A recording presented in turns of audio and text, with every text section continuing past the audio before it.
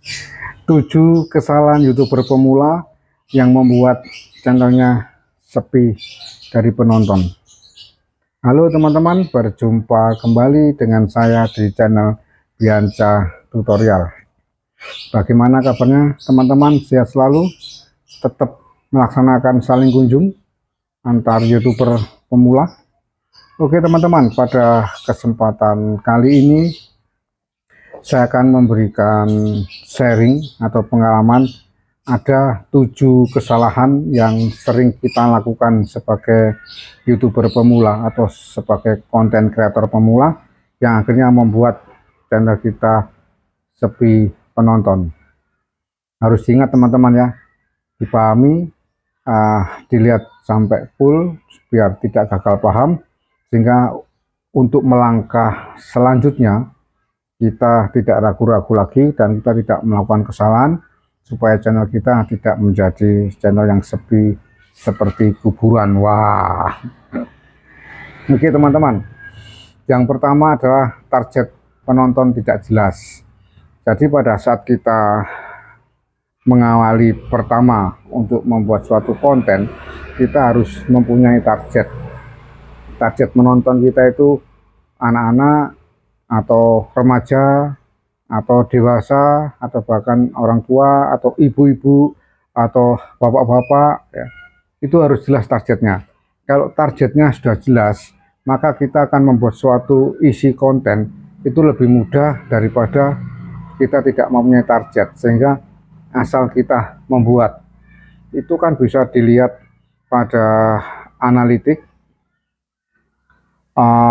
Saya lupa di bagian mana, itu di bagian fitur penonton nanti akan ketahuan teman-teman. Yang melihat itu jenis kelaminnya, laki berapa, perempuan berapa, usia sekian, itu ada semua lengkap. Di sana kita juga harus bisa menganalisa bagaimana analitik itu. Ya sedikit-sedikit kita belajar supaya bisa kita pakai untuk mengembangkan channel kita teman-teman. Jadi yang pertama tadi target menonton tidak jelas ya. Yang kedua, kesalahan yang kedua yaitu konten campur aduk. Campur-campur seperti gado-gado ya, teman-teman. Awal-awalnya saya pun juga demikian. Bianca on one waktu itu isinya campur-campur, gado-gado. Tapi setelah sambil berjalan saya melihat video-video yang lain, saya akhirnya mengambil suatu keputusan bahwa saya harus fokus pada satu materi. Saya tidak membuat channel baru lagi, tapi channel lama itu saya teruskan, tetapi materinya langsung ke fokus tentang tutorial teman-teman.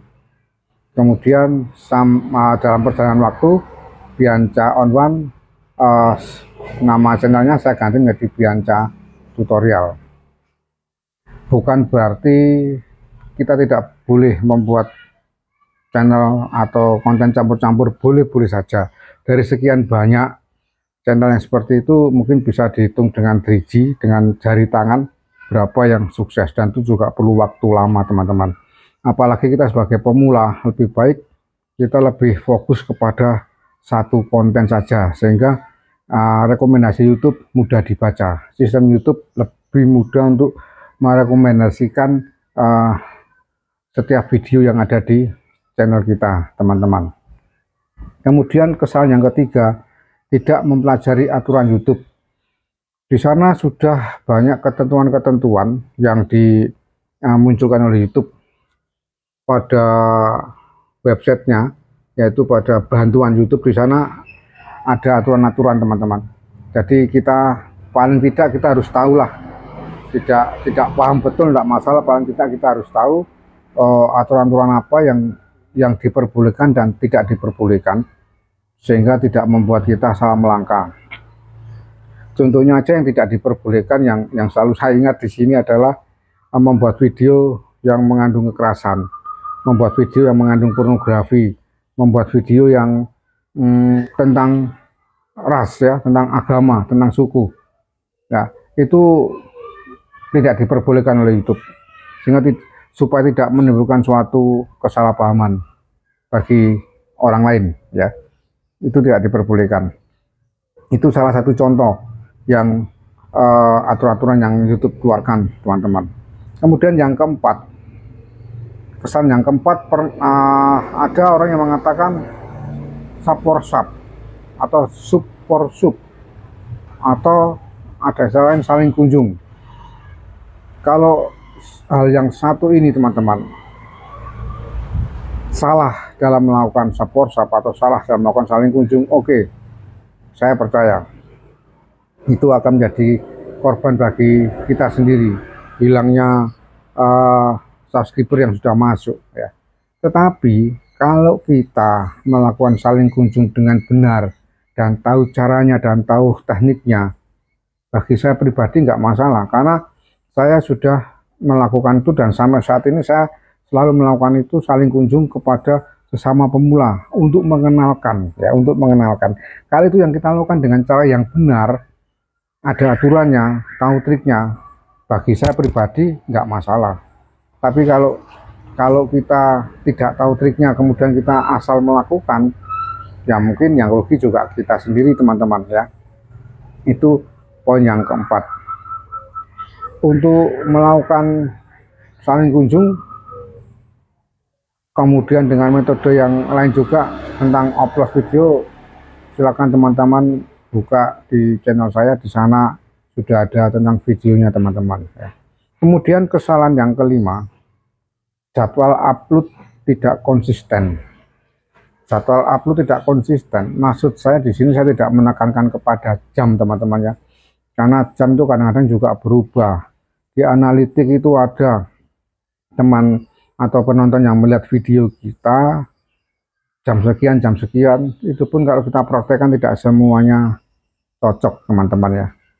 Untuk mengupload sesuai jam, saya biasanya melakukan suatu analisa terlebih dahulu. Tapi yang saya maksudkan konsisten di sini adalah satu hari kita bisa upload berapa video. Misalkan satu hari kita bisa upload 3 video, ya sudah, satu hari kita 3 video, kemudian Selasa 3 video, Rabu 3 video. Kalau mungkin kita terlalu berat ya bagi pemula, kita masih belajar, misalkan satu hari 1 video, ya silakan Selasa 1 video, Rabu 1 video, sehingga 1 minggu itu kita konsisten upload. Itu yang saya maksudkan, teman-teman ya, yang saya maksudkan konsisten seperti itu. Dan kalau kita ingin berhasil sebagai pemula, memang awal-awal 3 bulan pertama kita harus sering upload video ya. 3 bulan pertama itu dulu yang pernah saya lakukan, teman-teman.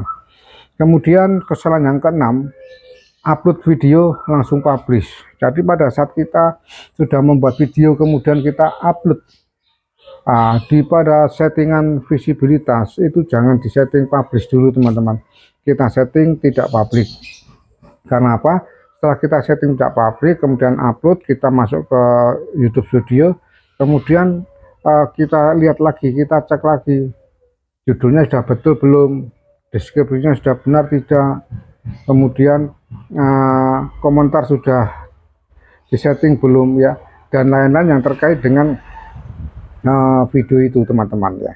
Kalau semua itu sudah terisi dengan baik, semua sudah lengkap ya, barulah settingan yang tidak publik kita setting jadi publik ya. Itu seperti itu, teman-teman ya.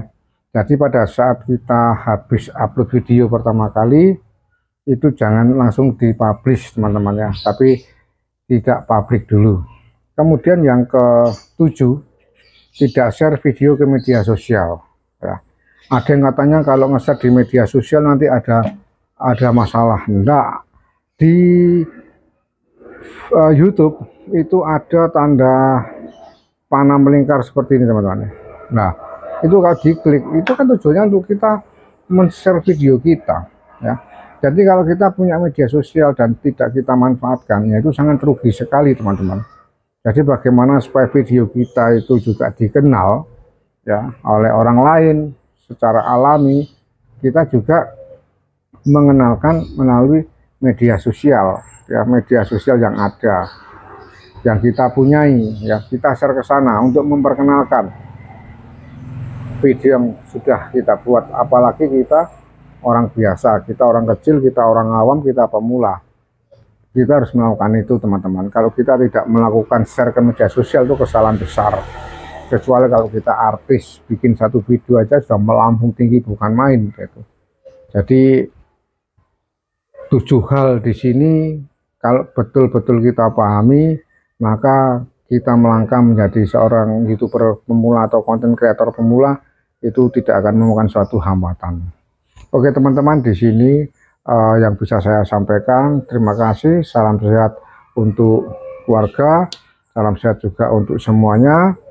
Bagi YouTuber pemula tetap harus intens ya, atau konsisten dalam mengupload video dan membuat video. Selamat berkarya bagi YouTuber pemula.